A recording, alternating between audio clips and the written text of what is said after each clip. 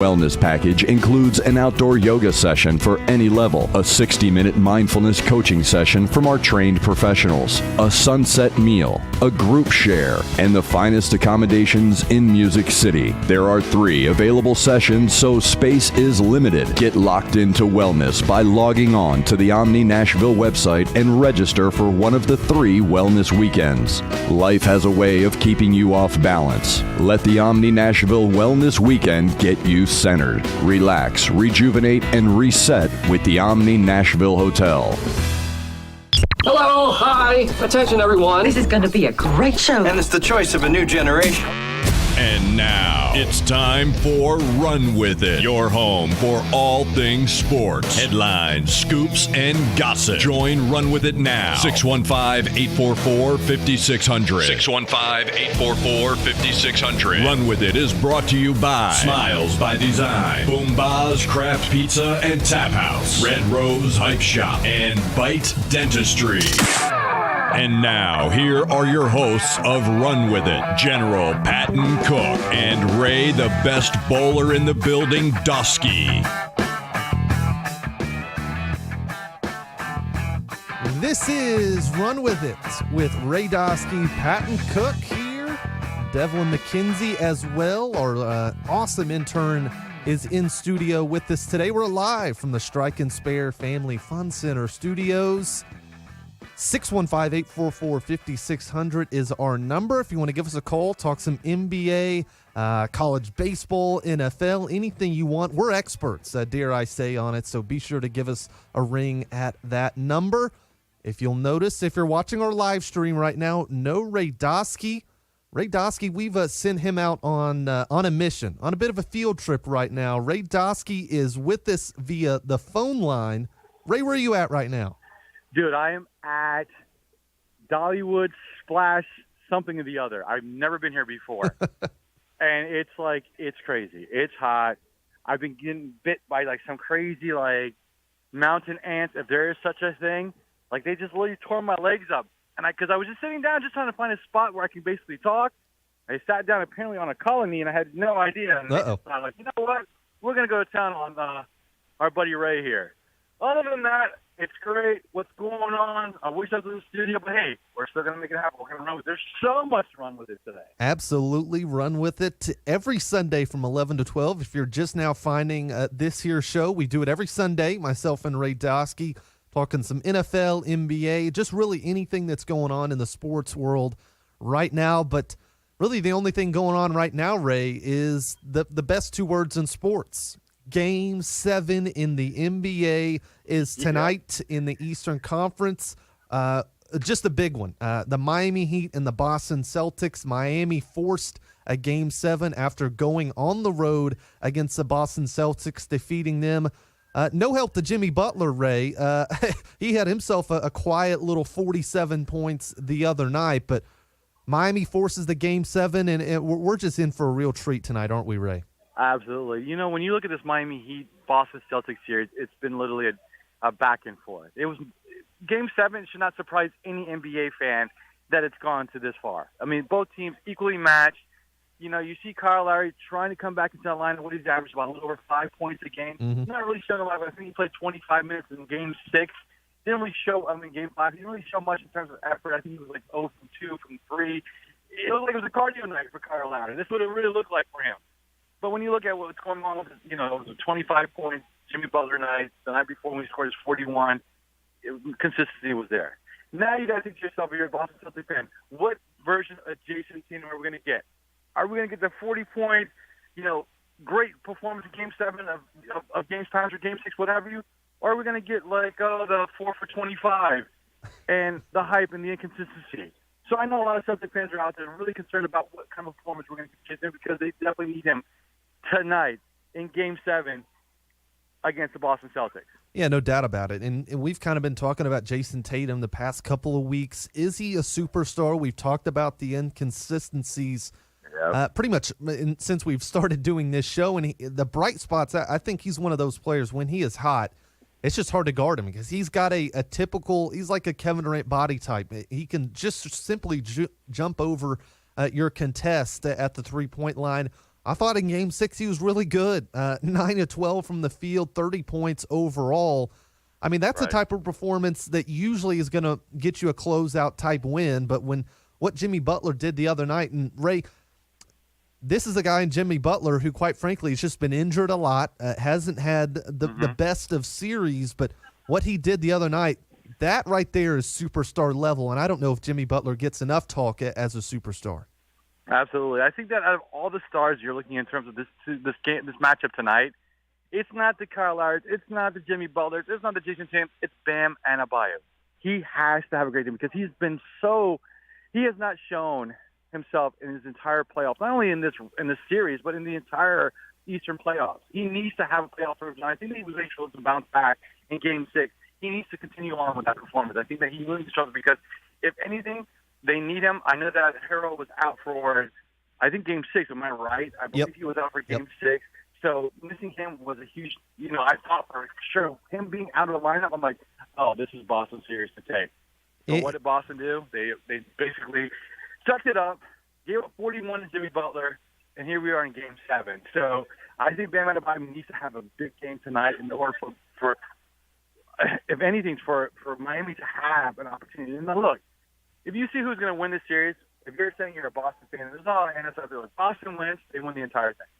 They feel like they match up well against Golden State. Sure. They're bigger, they're stronger. If, let's say, Miami wins, what's going to happen? Well, Miami's going to go play Golden State, and it's going to be all Golden State. There might be some truth behind that.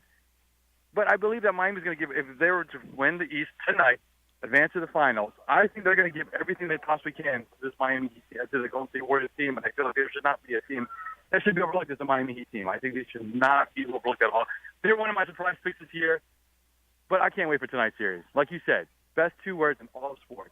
Game 7. And I think you make a good point. These teams, I don't know if we've seen a better matchup-wise. And I know it's tough to say because just about every one of these games until last night has pretty much been a blowout. One team has decided to show out and the other one hasn't. But I think you just look at it. You mentioned Bam Adebayo. He's a guy that usually he feasts on a lot of guys in the NBA. And what Robert Williams has given the Boston Celtics right now is a bit of a wild card, a guy who's kind of been banged up in his own right like Jimmy Butler, but we've seen him kind of be the Bam Adebayo stopper just a little bit, but I think these teams match up so well. I see Game 6 and Game 7 playing out exactly alike. I wanted to get your take. A good friend of mine, Jaron Warden, huge Celtics fan. We were watching the game actually at the Hermitage Strike and Spare the other night.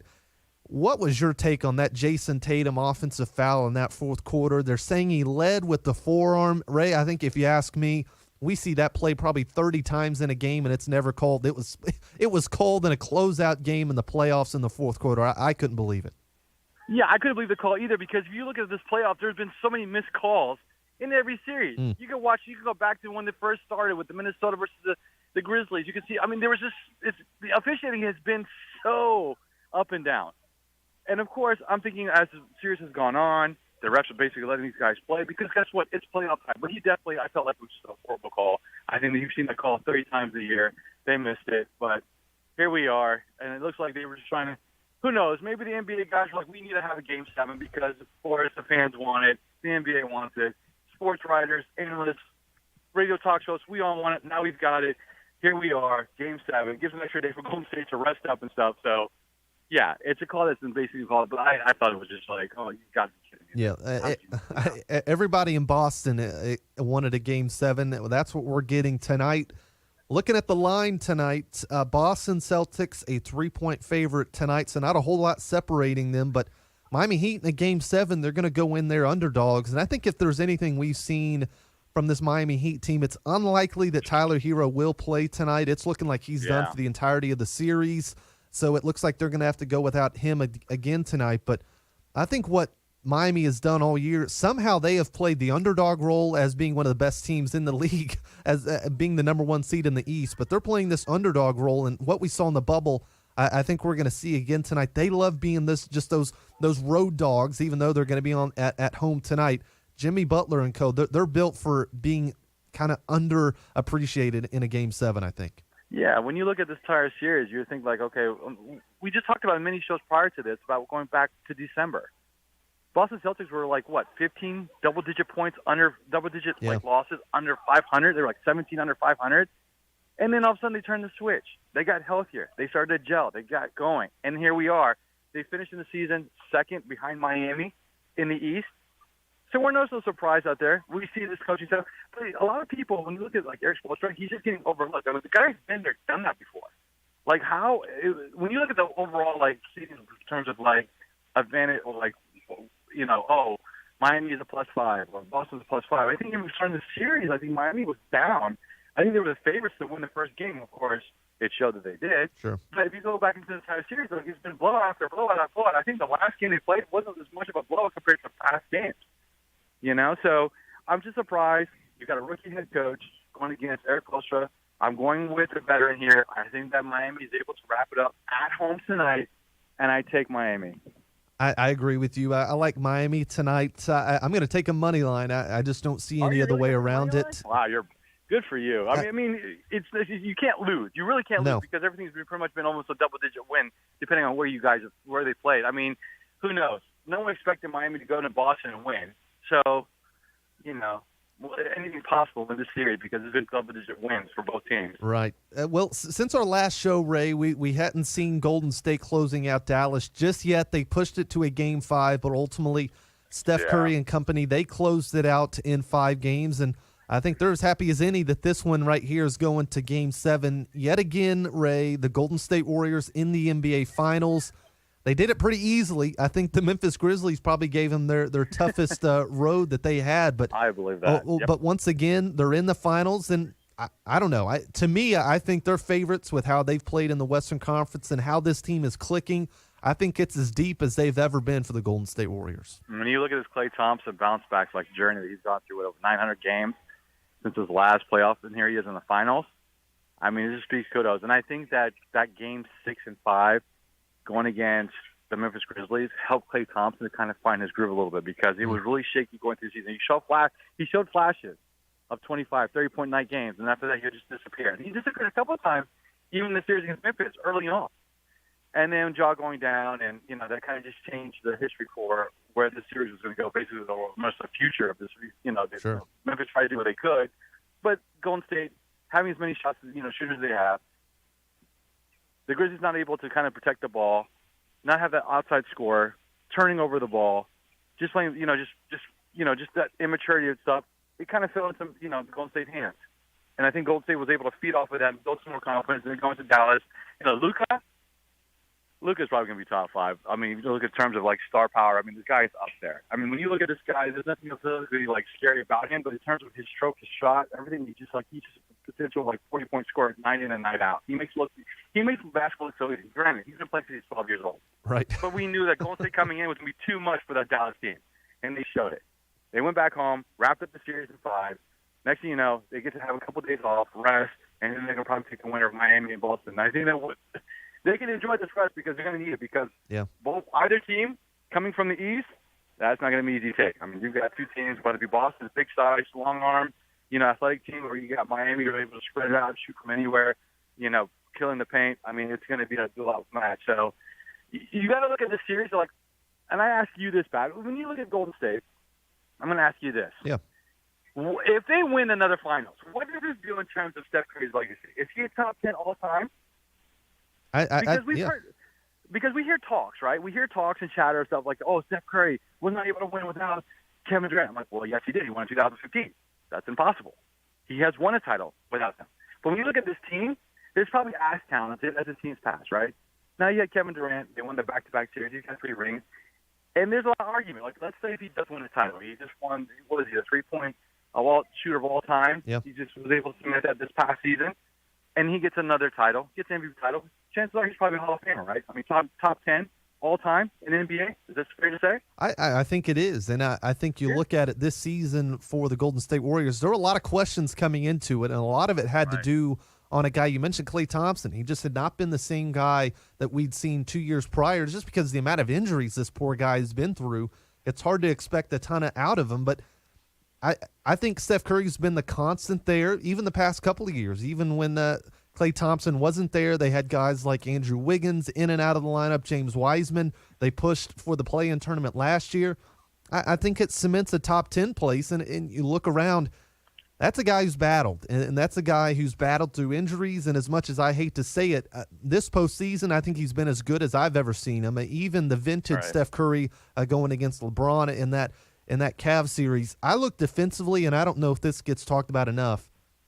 I saw Steph get attacked a lot in 2017, 2016, 15 years. Right now, I just don't see that anymore. I don't know if it's Golden State or Steve Kerr doing anything defensively, but I just don't see him getting attacked maliciously as much as I saw him get done before, and I think Steph deserves a lot of credit for that, and Steve Kerr probably deserves some credit for that as well. But I think another ring this year against – you look at it, they weren't the number one team going into the West. They were the 3 seed heading into the postseason. I think it cements his top 10 absolutely, and I think you make a good point there. Yeah, I mean, this is going to be. I think this series coming up in the finals. I think if anyone's got the most pressure, it's probably Steph Curry, because I know he wants it so bad. I know there's been questions over the years of like where he is in terms of legacy placement and stuff like that, because you're in a huge pool of players. We go back and forth about like what this, with Steph Curry winning another title, what does that mean for him? Because they always like kick back about like, oh, you weren't able to win one without Kevin Durant, and I don't know where all of that came from. Like that was just hearsay. Yeah. Because Kevin Durant more or less needed Steph Curry more than Steph Curry needed Kevin Durant. It seems like, because Kevin Durant has not been able to do anything since he's left. Sure. Golden State. He's been trying to find a look. Now there's rumors out there that, and it could be a possible trade. Apparently, like both GMs from the Brooklyn Nets as well as the Lakers sitting down might be interested in possibly doing a trade. I don't know. You tell me if this is a wacky, crazy one, but now that it looks like that LeBron James and Kyrie Irving have decided to kind of kiss up a little bit and make up, because Kyrie coming out earlier and then we saying like, oh, I wish I was more mature, because if I did, we have no chance that we would have stayed in Cleveland. We would have won more titles with LeBron James. Sure. But his immaturity got in the way of him. His ego got in the best of him and stuff like that. He was not able to handle that at the age that he was. Wanted to be a leader, wanted to get out of LeBron's shadows, and he wished that he didn't do that. And I'm like, okay, are we playing the seed right now? Because it looks like the Brooklyn Nets do not want to re-sign you because you don't want to be in Brooklyn. It looks like your heart's not in it, because the general manager for the Brooklyn Nets said, like, we're going to bring players in who are committed, who want to be here. And I'm thinking to myself, okay, well, does he make a play to go out to the West? Maybe go rejoin LeBron James with the Lakers. And then you look on the flip side, Russell Westbrook. There's rumors that he's basically wanted to go and put himself out there and make a trade. Like, he wanted to make himself available. Does he want to go pair with his old buddy, Kevin Durant, which they all knew feud after he left OKC when he went to Golden State? Does he want to go pair with him? Who knows? So if you look at this West, it's still up there for the grabs. Phoenix can't figure it out. Golden State could probably win another 2 rings, and they could further cement where, what happens with Steph Curry. I mean, it was his division to win, and now it's his championship to win. I really think an argument can be made. The Memphis Grizzlies and the Golden State Warriors are probably the most solid teams in the West right now. Everywhere else, they're soul-searching. Donovan Mitchell out in Utah right now. The Phoenix Suns, they don't know what they're going to do with Chris Paul and DeAndre Ayton, who's up for a big-time contract. So it's good times for Golden State and Memphis, because they've got that core there. They don't really need to do anything other than just surround the pieces around it. Should be a fun couple of years for those two teams. Before we send it to our first break, I wanted to tell you about Smiles by Design. Dr. Dwayne Jones, the lead dentist over there, been going to him for about 2 years now. One of the main things that brought me over there was that I had to get some fillings done, and just really wasn't a big fan of numbing up the gums. Wasn't a big fan of those shots that they give you. But they've got an answer for that. They've got needle-free cavity fillings. They've got a state-of-the-art, only one of the few dentists in Nashville to have that technology. No needles, no worries, nothing at all. Really good people over at Smiles by Design. Where are they located? They're at 105 Threet Industrial Boulevard, Unit 1001 in Smyrna. Or you can visit their website at at drdwaynejones.com. And you can call them at 615-355-1033.